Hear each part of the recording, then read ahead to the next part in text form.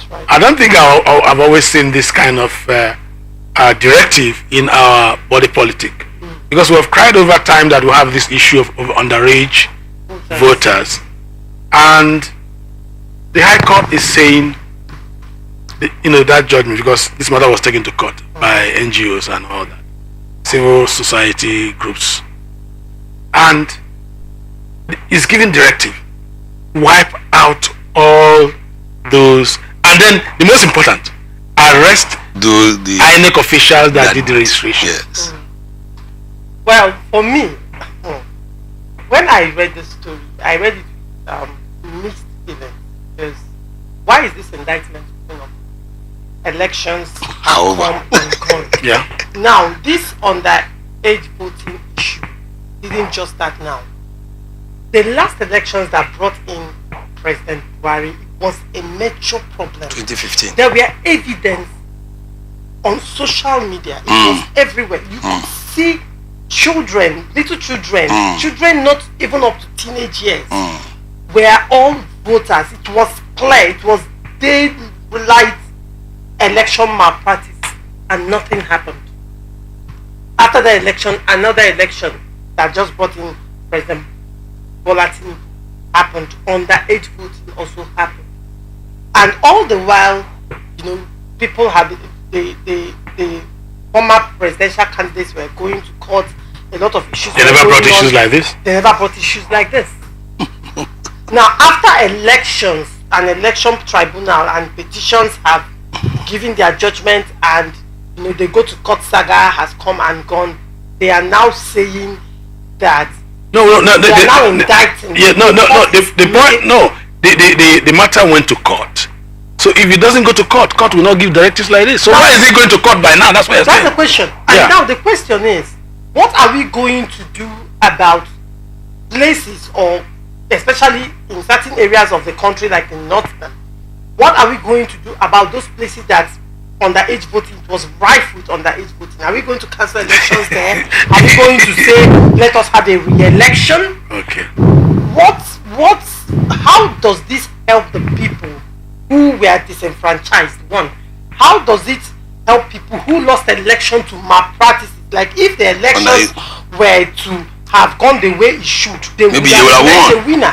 And they were robbed. Their mandate was robbed. I think that is why the court is saying, bring them, let's prosecute them. What's your take on that? Mr. Bring those who perpetrated this act, let's prosecute them. Mr. Bond, let me go back to my initial statement. Yes. In Nigeria, we like counting 4 before we count 1. Permit me, many may not buy my philosophy on that, yes. But I believe that to a large extent, that is the true state of the matter.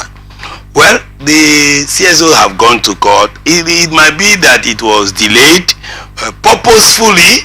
They may be getting adjournment, knowing that, okay, whatever comes out of the court will not affect the present state of things. The Supreme Court have ruled, who have won, time have elapsed. You can't take the case back to court to revert or revoke the success of who have won or who lost. So, but I think we can move forward from here.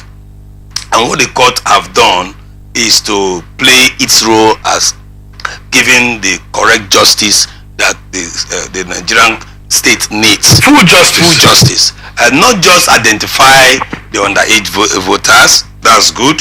2, delete them from the register. That's prosecute the perpetrators. Prosecute those. In every unit, there were people who were sent to register voters. So you were sent to unit 562 in so ward, in so local government. Mr. XY was there, and these names are coming from there, and you registered them. Tell me, Mr. Bond, sorry, a lot of sorry. There was this video I watched on social media where a law enforcement officer, a high-ranking law enforcement officer, when he was asked about underage voters, he claimed that in certain region they have stunted growth, and he was saying, they were showing the children less than 10. he was saying that some people have taunted growth. That's the impunity. Those are the people that the law should look after and extract from the system, because those are people that are complacent when these things are going. You see this girl say, leave them, register them. And when the man who went there under order, the INEC official, that's where I'm coming from. Yes, that's where I'm going. If the Oga have said go to this unit, register everybody. Don't go. Oga, this one is less. My friend I use the senior. I'll do you order. The young man who want to keep his job. Who should the law catch? Is it the person registering, or the person who ordered the registration? Now it's I've been opportunity to be an election observer. Exactly. Yes. Okay. You have not been involved in registration. It's a word. No, she has not. No, she has not. No, one thing I have noticed is it is interwoven.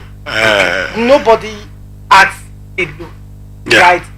Because you look at the law enforcement agents, who in some cases are also called people. Do you understand? Because they use their power to use force to make sure that the things are happening of whoever has kept them there. Yeah.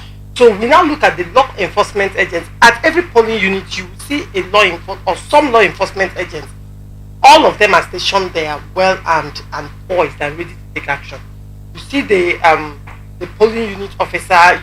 They have their levels, but the thing is, they work hand in hand. And when they are who should be disciplined? Should they all be disciplined? It should be a train. All of them. From the top. Including the poor teacher in primary school who was advised to register everybody. And the newcomer who was asked to register everybody. The person who asked, who gave the directive should be arrested. The person that gave the directive should be arrested. Yes. But these ad hoc staff ought to be arrested too, because their testimony is very important in indicting. That's the rule. Now, again, after this is done, after all said and done, how do we make sure or ensure that this does not happen again? Because as far as I'm concerned, this is not a case of justice delayed, it's a case of justice denied.